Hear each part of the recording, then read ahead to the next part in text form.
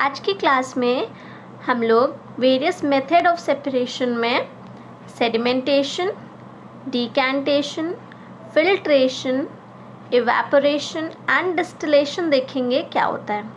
ठीक है, so let's see. एक फटाफट से रिवीजन कर लेते हैं कि हमने अपने प्रीवियस लेक्चर में क्या क्या मेथड्स सेपरेटिंग के पढ़े थे। ठीक है, और हमें कितना याद है। So how would you separate these mixtures? The first mixture, separate the wheat grains from the stalk. And how would you separate the second mixture, which is separate the rice grain from the husk? क्या आपको याद है कि हम लोग ने कौन से मेथड्स पढ़े थे इन दोनों मिक्सचर्स को सेपरेट करने के लिए? ओके, सो फर्स्ट वाले मिक्सचर को हम लोग थ्रेशिंग के वाले मेथड से सेपरेट करेंगे by beating the stalks on hard surface to separate the grains from the stalk. And second mixture को हम लोग विनोइंग के वाले मेथड से सेपरेट करेंगे, in which wind is used to separate the husk, that is lighter parts, from the grains, which is a heavier part. Okay, let's move on looking at different liquid solid mixtures. Let's try and separate the different parts from the solid liquid mixture. Okay, solid that don't dissolve in liquid. अब हम लोग को separate करना है वो solid को जो liquid में डिज़ोल्व नहीं हुए हैं। ठीक है, या लिक्विड में डिज़ोल्व नहीं होते हैं। जैसे इस पिक्चर में आप ये सैंड को जो वाटर में मिक्स्ड है लेकिन वो डिज़ोल्व नहीं है। ठीक है, इसको कैसे इस मिक्सचर को सेपरेट करोगे? या फिर इस पिक्चर में राइस फ्रॉम द वाटर, इसको कैसे सेपरेट करोगे? तो इन दोनों ही केसेस में क्या हो रहा है, जो भी सॉलिड हैं वो वाटर में डिज़ोल्व नहीं है। ठीक है, the sand in the first example and the rice in the second example are heavier than water. That's why they does not dissolve in water. Okay, so हम लोग मेथड देखेंगे कि डिज़ोल्व नहीं हुए हैं लिक्विड में, तो हम इन्हें रिमूव कैसे कर सकते हैं। ठीक है, तो हमारा पहला मेथड है सेडिमेंटेशन एंड डिकैंटेशन। सेडिमेंटेशन में क्या होता है? This is a rough method of separating mixture.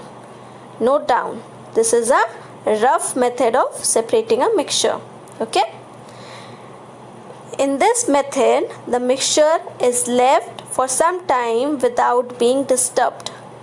इसमें क्या होगा, जो भी मिक्सचर है हमारा उसको कुछ टाइम के लिए रख दिया जाएगा बिना उसको डिस्टर्ब किए। ठीक है, जो भी उसमें अनडिज़ोल्व्ड सॉलिड था, जो हम लोग ने लास्ट पिक्चर में देखा सैंड और राइस, वो हेवियर है, पढ़ा हम लोगों ने, है ना?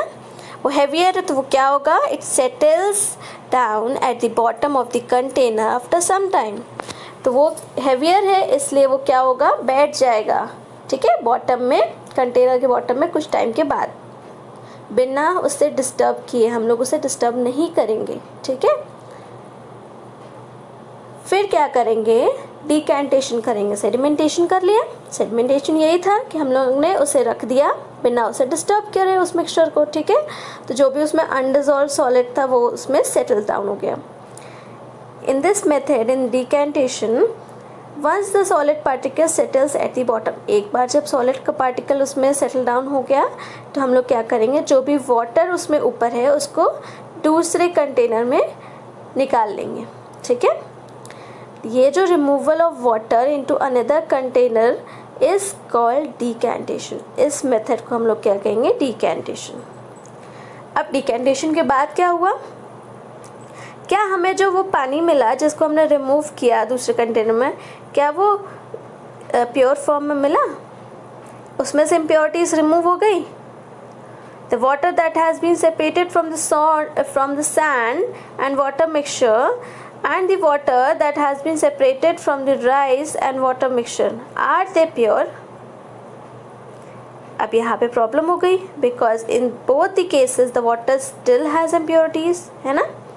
दोनों ही केसेस में वाटर में कुछ इम्प्योरिटीज़ रह जाएगी। तो क्या लगता है, क्या सेडिमेंटेशन और decantation rough method of separation क्यों हमने उसे कंसिडर किया? Because the process of sedimentation and decantation doesn't ensure the complete separation of the parts, they still have impurities that we need to remove. ठीक है, हम लोग ने देखा था अभी पिछले उसमें स्लाइड में कि हम सेपरेट करने के बाद, डिकेंटेशन के बाद भी जो हमें लिक्विड मिल रहा है वो उसमें इम्प्योरिटीज़ अभी भी हैं। ठीक है, इसलिए हम इस मेथड को क्या कहते हैं? Rough method of separation. Alright, अब जो प्रॉब्लम थी हमारी कि स्टिल जो हमें वाटर मिला उसमें इम्प्योरिटीज़ हैं, अब वो कम्प्लीटली प्योर कैसे होगा, है ना? How do we separate the impurities from water in both the mixtures? So let's look at the another example. Tea making, जो हमारे पेरेंट घर पे चाय बनाते हैं, है ना। Look at this cup of tea, the heavier tea leaves have settled at the bottom, the smaller tea leaves are still floating on the top. अगर चाय बनाने के बाद हमने इसको कप में डायरेक्टली डाल दिया तो जो उसमें, और डिकेंटेशन के बाद, ठीक है, सेडिमेंटेशन के बाद उसमें जो भी हेवियर टी लीव्स हैं वो नीचे सेटल डाउन हो जाएंगी और जो लाइटर वन है वो फ्लोट करेंगी, है ना। would only sedimentation and decantation work here to remove all the tea leaves? What do you think? No, it would remove the heavier leaves settled at the bottom but not the ones floating on the top, right? So what does your parent do to remove the tea leaves floating on the top? Yes, they use a strainer, because strainer are made of tiny holes which help to remove the solid particles. What comes out is the tea free from all solid particles. Okay? This process is called filtration. ये जो हम लोग ने अभी example देखा चाय वाला और चाय पत्ती को रिमूव करने वाला, जो स्ट्रेनर यूज़ किया, कौन सा प्रोसेस है वो? Filtration. Okay, in chemistry we make use of a filter paper and a funnel for the process of filtration. ठीक है, this is how the filter paper is made to fit in the funnel. अब हम लोग filter paper तो circular form में दिख रहा है ना, तो वो इस फनल जो ट्रायंगुलर शेप का दिख रहा है इसमें कैसे एडजस्ट होगा?